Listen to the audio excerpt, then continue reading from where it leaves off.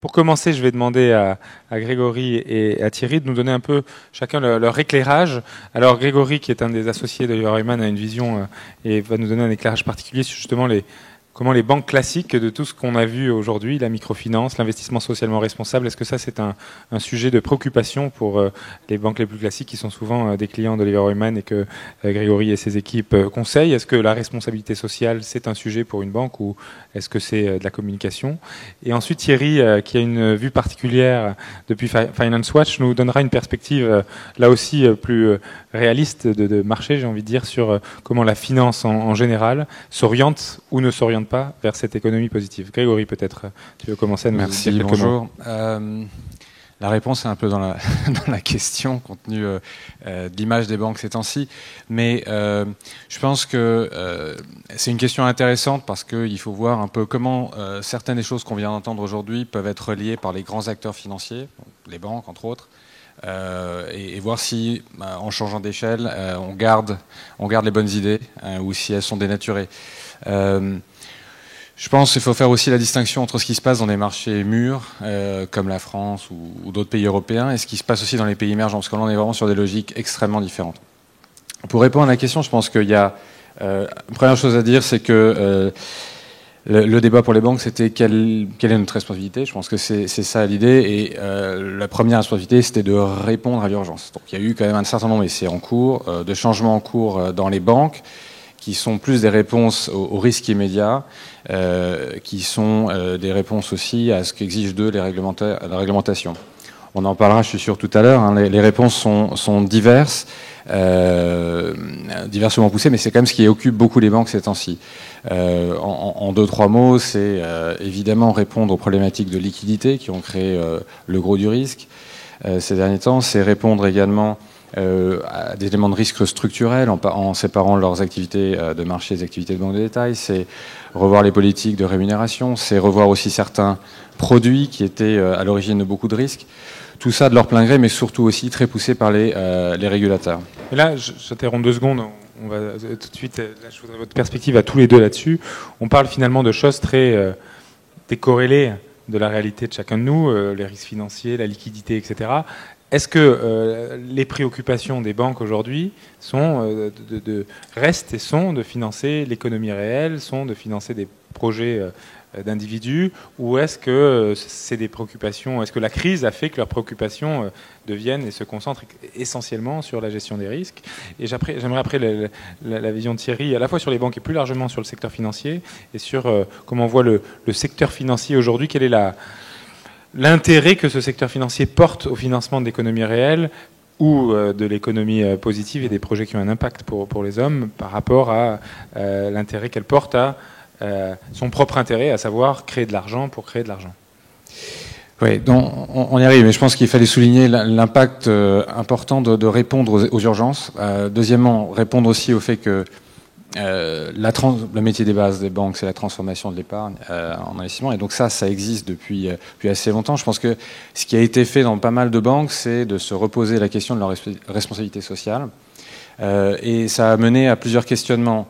On a travaillé pour des grands groupes justement là-dessus, mais ça les a amenés à proposer de nouveaux produits, des produits plus sûrs, des produits moins chers, des produits à destination de certaines cibles qui étaient mal servies par le passé. Ça les a amenés à se poser des questions sur justement les cibles de clients. Est-ce qu'on touche tout le monde? Est-ce qu'on touche les clientèles les plus difficiles à toucher? Comment on peut utiliser de nouvelles technologies pour aller vers ces nouvelles clientèles? Et puis un troisième axe, si vous voulez, c'était la capacité aussi à se projeter à l'international. Je pense qu'on a beaucoup discuté avec les banques sur leur rôle, les différences de leur rôle entre les différents marchés. Et on voit qu'aujourd'hui, par exemple, dans les pays émergents, il y a un certain nombre de grands groupes qui sont très actifs en microfinance, en financement des PME, alors que c'est peut-être plus nuancé dans les pays plus mûrs où la crise a frappé durement. Thierry, de ton côté, depuis Bruxelles, où tu observes un peu l'ensemble du secteur financier, comment tu vois ces choses-là évoluer et à quel point l'économie positive ou la finance responsable est une préoccupation des acteurs de la finance en général? Alors chez Finance Watch, où effectivement on opère depuis Bruxelles en tant qu'ONG, dont la mission, notre leitmotiv, c'est pour une finance au service de la société.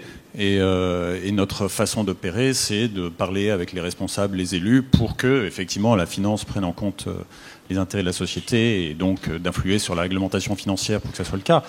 Je dois dire qu'on a une vision un petit peu différente de la chose. La réalité du secteur financier aujourd'hui, quand on le regarde de façon globale, c'est qu'il y a une très large fraction du secteur financier qui non seulement ne s'intéresse pas à l'investissement dans l'économie positive ou dans le financement de l'économie positive, mais ne s'intéresse même pas à l'investissement tout court, qu'il soit dans l'économie positive ou autre.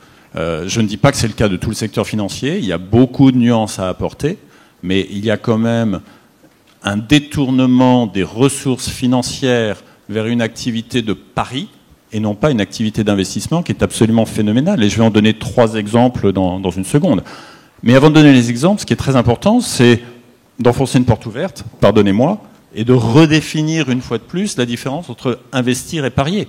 Investir, ça consiste à apporter de l'argent à un projet, et si ce projet gagne, l'investisseur et le projet gagnent ensemble. Et puis s'il perd, ils vont perdre ensemble. Ça fait jamais plaisir de perdre, mais c'est un fait, et c'est comme ça que l'économie peut marcher. Le pari, c'est un jeu à somme nulle. On parie sur l'évolution du prix de ce micro, toi et moi. Il y en a un qui va gagner, l'autre qui va perdre. Mais en tout cas, c'est un jeu à somme nulle, et la société, elle n'a rien gagné, que ce soit toi ou moi qui gagnons. Donc ça, c'est très très important. Alors maintenant, illustration très très concrète dans le secteur de la finance de ce que je suis en train de dire. On va partir de l'actualité. Et mon propos n'est pas du tout de parler de telle ou telle banque, parce que la vraie question, c'est le système, c'est pas telle ou telle banque. Mais il y a 2 banques qui ont quand même pas mal défié la chronique depuis quelques années sur des accidents de trading. Société Générale avec l'affaire Kerviel, UBS avec le procès actuellement en cours en Grande-Bretagne. Dans les 2 cas, on a une grosse perte, voilà, plusieurs milliards, très bien. On rentre absolument pas dans le détail des affaires, ça n'a pas d'intérêt. Nous, ce qui nous intéresse chez Finance Watch, c'est pas qu'ils aient perdu, parce qu'on trouverait tout aussi intéressant de s'intéresser à ce sujet s'ils avaient gagné. Alors s'ils avaient gagné, les mêmes traders, ils auraient eu un énorme bonus, ils auraient acheté leur 3e Porsche, c'est formidable. Mais sauf que nous, ça nous intéresserait autant. Et ce qui nous intéresse, c'est que les activités sont les mêmes d'ailleurs chez UBS et Société Générale. Ce sont des activités dites, alors dans le jargon, je fais 2 secondes de jargon, de Delta One Trading, d'accord ? Ce sont des activités qui, dans toutes les grandes banques, génèrent un retour sur fonds propres de 50%. J'ai bien dit 50%. D'accord ? Qu'est-ce que ça nous dit, un retour sur fonds propres de 50%? Soit il y a trop de profits, soit il n'y a pas assez de fonds propres en face. Mais il y a un truc qui n'est pas durable. Ça, j'en suis certain. D'accord ? Sur une activité qui a un impact et une utilité sociale entre extrêmement faible si on veut être gentil et totalement nul si on veut être un peu réaliste. D'accord ? Pourquoi est-ce que toutes les grandes banques détournent leurs ressources dans cette activité? Réponse, parce que ça génère 50% de return on equity, de retour sur fonds propres. Un patron de banque, il est jugé sur son retour sur fonds propres, il est logique qu'il soit dans cette logique. Ce que je suis en train de dire, si on va un tout petit peu en amont, c'est que le vrai sujet, c'est pas les accidents de trading, c'est de mesurer la performance d'un patron, en l'occurrence de banque, sur autre chose que son retour sur fonds propres, parce que sinon, on détourne les activités de ce dont la société a besoin. 2e exemple, trading à haute fréquence. Aujourd'hui, le trading à haute fréquence, alors nous, Finance Watch a sorti un rapport sur le sujet il y a 4 mois, complètement, on est vraiment totalement en retard, puisqu'il a déjà 4 mois. Il y a 4 mois, on expliquait que ça faisait 40% des volumes sur les bourses en Europe, et que l'horizon temps, c'était le millième de seconde. 4 mois plus tard, c'est 50% du volume, et l'horizon temps, c'est le millionième de seconde. Donc c'est formidable, on a fait beaucoup de progrès. Et bien évidemment, quand on dit quoi que ce soit, mais vous vous rendez pas compte, on a besoin d'avoir un horizon temps du millionième de seconde pour financer l'économie, et les arguments auprès des députés, c'est vous allez créer du chômage et la retraite de vos électeurs, etc. Je vous passe le détail de l'argumentation technique, c'est juste faux de A à Z, mais la réalité, c'est qu'il y a un lobbying intense sur cette réglementation qui arrive, dont le sort va être décidé au Parlement d'ici grosso modo 1 mois, pour que, bien évidemment, tout ça, ça continue. Et les arguments contre ça, c'est vous n'êtes quand même pas contre la liberté, dites-moi. Rassurez-moi, vous n'êtes pas contre la liberté. Voilà. 3e exemple, et je m'arrêterai là parce que la liste pourrait être tellement longue, la financiarisation des produits agricoles. Les produits agricoles, aujourd'hui, et les produits de matières premières de base, aujourd'hui, sont financiarisés, transformés en produits financiers. Ampleur du sujet, 500 milliards de dollars dans le monde. Il y a 500 milliards de dollars de produits financiers indexés sur des matières premières. D'accord ? Ce qui est très important, c'est que ces produits qui sont vendus comme des produits d'investissement ne sont pas de l'investissement, puisque pas un centime ne va à un producteur, pas un centime ne va à qui que ce soit qui fait le travail de produire des matières agricoles ou quoi que ce soit. C'est juste de l'argent qui reste dans un circuit de spéculation, de paris, donc un jeu à somme nulle. Et bien sûr qu'il y a des impacts de distorsion phénoménaux sur les prix eux-mêmes. Alors, mon propos n'est pas de dire tout le système financier ne fait pas son boulot. Mon propos est de dire c'est qu'il y a une fraction très importante du système financier qui est décrit par la réalité que je viens de résumer, et il y a un énorme travail à faire pour le faire évoluer petit à petit. La dernière chose, c'est qu'il est très intéressant de voir que selon la taille des banques concernées, les phénomènes que je viens de décrire sont extrêmement prégnants et présents ou quasiment absents. Et bien évidemment, plus les banques sont grandes, plus ces phénomènes sont présents. Moi, j'ai deux questions supplémentaires sur ces réflexions, dans la suite de ces réflexions. Vous en avez parlé un petit peu, et on est tous conscients que depuis la crise des subprimes, il y a quelques années, on nous a rabâché que la réglementation allait évoluer, que les pouvoirs publics prenaient ça en main, qu'on donnait de l'argent aux banques, mais qu'il y avait des contreparties. D'un côté, on nous a rabâché, de l'autre côté, on se dit, mais finalement, qu'est-ce qui s'est passé ? Donc, qu'est-ce qui se passe concrètement ? Vous dites en 4 mois, le trading haute fréquence, qui est quand même quelque chose de notoirement peu utile pour l'économie, augmente de 30% ou 20%. Qu'est-ce qui se passe au niveau de la réglementation ? Est-ce que les pouvoirs publics font quelque chose ? Est-ce qu'ils comprennent déjà la problématique ? Et est-ce qu'il y a des différences ? Grégory était très actif dans les pays émergents, Thierry certainement plus en Europe. Suivant les régions, est-ce qu'entre les États-Unis, l'Europe, les pays émergents, il y a une appréhension différente de ces sujets ? Et est-ce qu'il y a une réglementation qui se met en place, ou est-ce que c'est juste pas du tout un sujet, parce que sa complexité peut-être fait que les pouvoirs réglementaires, sa complexité et puis les lobbying fait que les pouvoirs réglementaires ne peuvent pas mettre en place. Comment vous appréciez ce sujet de la réglementation tous les deux ? Non, c'est un sujet énorme. En Europe, on a une grande chance. On a la chance d'avoir une classe politique qui, très largement et tout parti confondu, a une conscience de ce qu'est l'intérêt général et de l'impact de ces sujets sur la société. J'en veux pour preuve que, et nous sommes le résultat de cette impulsion, 200 élus d'une douzaine de pays différents et de à peu près tous les horizons politiques possibles ont signé l'appel disant on veut un organisme qui puisse plaider pour l'intérêt général de façon un peu professionnelle en matière financière, et ça a été la naissance de Finance Watch. 200 élus qui signent un appel en démocratie, ça donne du poids. Donc il y a cette conscience de l'intérêt général. Bon. Après ça, les discussions sont longues, sont complexes, sont difficiles. La réglementation financière en Europe, ça se passe avant tout dans les institutions européennes, avec le triptyque Commission européenne qui fait le travail technique, j'ai envie de dire, le Parlement qui fait son travail de législateur, et puis le Conseil avec une codécision entre les deux. Au sein du Parlement européen, il y a une commission des affaires économiques et monétaires rempli de gens compétents, travailleurs qui creusent leur sujet, et on a vraiment des dialogues approfondis. Après ça, le combat est phénoménal, les pressions également, et si on voulait résumer les 4 dernières années de réglementation financière, je dirais qu'on a fait beaucoup de choses qui ont du sens, voilà, qui vont dans un sens tout à fait positif, mais on a fait 5% du chemin nécessaire pour résoudre les vraies questions, parce qu'aujourd'hui, on a toujours un système qui est extrêmement fragile, et on a toujours un système qui était extrêmement loin de servir l'économie réelle et la société dans les grandes masses. Peut-être, oui, pour donner mon éclairage, j'ai envie de dire la réglementation, c'est un travail de longue haleine, multiple et peut-être insuffisant. Donc, longue haleine parce qu'il y a beaucoup de choses à faire. Hein. On parle des risques de liquidité, on parle des marchés, crypto de marché, on parle des rémunérations, on parle de tout un tas de choses. Et à chacun de ces points correspond un élément de régulation.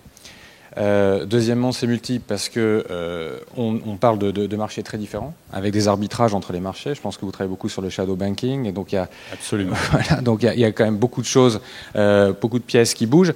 Mais c'est vrai que ça gagne un certain nombre de pays. C'est-à-dire, ça a commencé dans les pays du G8, les pays du G20 mettent en œuvre un certain nombre de choses également. Donc le mouvement se répand, mais il est loin de toucher tous les pays. Et il y a des zones d'ombre ou des trous noirs, ou comment on veut les appeler, qui existent, et donc permettent de faire un certain nombre d'arbitrages. Le troisième point que je dirais, c'est que c'est peut-être un petit peu insuffisant au sens où là on parle essentiellement de prise de risque excessive en fait. Les exemples que vous soulignez étaient pas mal autour de ça. Je pense que pour revenir à la responsabilité fondamentale du secteur financier, c'est quand même la transformation de l'épargne. Je reviens à ça. On a publié un papier l'année dernière justement sur ce sujet-là. Et fondamentalement, ça va au-delà de la réglementation. C'est-à-dire que pourquoi aujourd'hui l'épargne par rapport aux besoins d'investissement sont à peu près le même ordre de grandeur, mais il y a un problème de maturité. On épargne à court terme, on investit à long terme. Et ce problème de maturité a un coût, représente des risques. Et aujourd'hui, il est mal géré par le système. Et pour y répondre, c'est pas seulement de la réglementation, c'est aussi des mesures fiscales, c'est aussi définir aussi des certain nombre de nouveaux types d'acteurs. La fragmentation du secteur financier n'est pas appropriée. Donc, il y a on pourra en reparler plus en détail, mais il y a des vrais changements de structure qui vont au-delà d'un certain nombre de changements de régulation et qui sont une œuvre de longue haleine, en fait. C'est tout à fait vrai. Peut-être une petite précision. Je pense que ce dont j'ai parlé était moins de questions de prise de risque excessive que de détournement du potentiel considérable de l'industrie financière, de sa vraie vocation qui est une finance au service de l'économie, vers une autre activité qui, de facto, met l'économie au service de la finance. Donc voilà, ça c'est une première chose. Après ça, l'une des choses qu'il faut, et là nous plaidons vraiment beaucoup vis-à-vis du législateur, il y a un gros chantier qui est en train de se mettre en route, piloté aujourd'hui par la Commission européenne et dans lequel nous sommes très présents, qui est comment est-ce qu'on oriente l'épargne vers l'investissement à long terme. Et l'une des choses qui est très importante à comprendre, parce que du point de vue des législateurs, et ceci n'est pas une critique, parce que leur métier est difficile, il y a une forme de schizophrénie. Si vous demandez à un politique, à un législateur, ça doit faire quoi la finance ? Ah, ça doit financer l'économie long terme, et puis ça doit surtout pas prendre de risques. Tout à l'heure, on a évoqué des réglementations, BAL 3 et autres, etc. La réalité, c'est que si on finance une entreprise, on prend des risques. Mais donc, il va falloir choisir entre cette schizophrénie. Et ça, c'est des questions d'horizon temps, voilà. Et ça, c'est très très important, le long terme. Au-delà de la réglementation, justement, et on le voit dans d'autres secteurs d'activité. On a vu cet après-midi des gens qui venaient nous présenter des modèles économiques pour adresser des problèmes environnementaux. On le voit dans d'autres secteurs d'activité, finalement, ce qui fait évoluer un secteur d'activité et son comportement ou son évolution vers ce qu'on appelait ici une économie positive, ça peut être la réglementation, ça peut être la contrainte, ça peut être l'incitation qui va avec la réglementation, ça peut être aussi les consommateurs. Le commerce équitable, les sujets liés à l'environnement, on le voit depuis 15 ans, sont très très très poussés ou tirés par les consommateurs, les clients qui demandent aux entreprises de faire du bio, de faire du propre, de faire de l'équitable. Et donc c'est évidemment, ça reste des petits sujets, mais il y a une forte demande des clients vers ça. Est-ce que dans le secteur financier, justement, est-ce que, encore une fois, je reviens à la technicité des sujets dont on parle ici, qui reste, même si vous utilisez un langage le plus simple possible, qui reste très vite technique, permet aux consommateurs, est-ce qu'on voit des clients pousser leur banque ou demander à leur banque. On a vu Robert tout à l'heure nous parler de l'investissement socialement responsable et de son évolution. C'est évidemment une croissance. Mais est-ce qu'au-delà de ça, des lobbies, qu'est-ce qui se met en place pour que les consommateurs agissent ? Oui, il y a pas mal de choses qui se mettent en place. Premièrement, en termes de produits. Il y a des produits, on les voit dans un certain nombre de marchés, de produits d'épargne à long terme, plus simples, moins chers et plus sûrs.